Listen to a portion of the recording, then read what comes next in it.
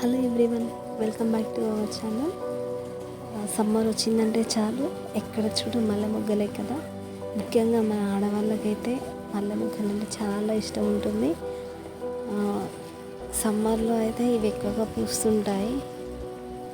So ఇప్పుడు నేను చూపిస్తున్నటువంటి మొగ్గలన్నీ మా ఇంట్లో పూసిన పూలు. సో అవన్నీ నేను కోసుకొచ్చి ఈ విధంగా మాల కట్టేస్తున్నాను. ఎప్పుడు చాలా మొగ్గలు వేస్తుంటుంది మల్లె తీగ మా ఇంట్లో. ఈరోజైతే ఇన్ని మాత్రమే ఇచ్చింది. సో వాటిని మాల కట్టేస్తున్నాను. నేను ఎప్పుడు మాల ఇలా కడుతుంటాను. ఇలా కట్టడం వల్ల ఆ మొగ్గలు అనేవి చాలా నీట్గా వస్తాయి, మాల అందంగా ఉంటుంది. ఇంకోటి, మొగ్గల మధ్యలో గ్యాప్ రావడం కానీ మాల సాగడం కానీ జరగదు.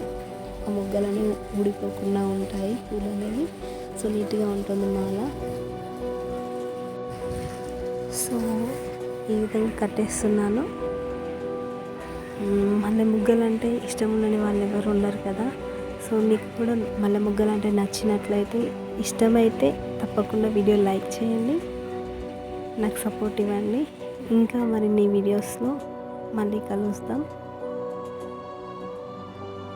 నాకైతే మల్లె మొగ్గలు అంటే చాలా ఇష్టం, అందుకే తెంపుకొచ్చి మరి ఈ విధంగా మాల కట్టుకుంటున్నాను పెట్టుకోవడానికి. సో నాకైతే పూర్తిగా ఇన్ని పూలు అయితే మాలగా నేను కట్టేశాను.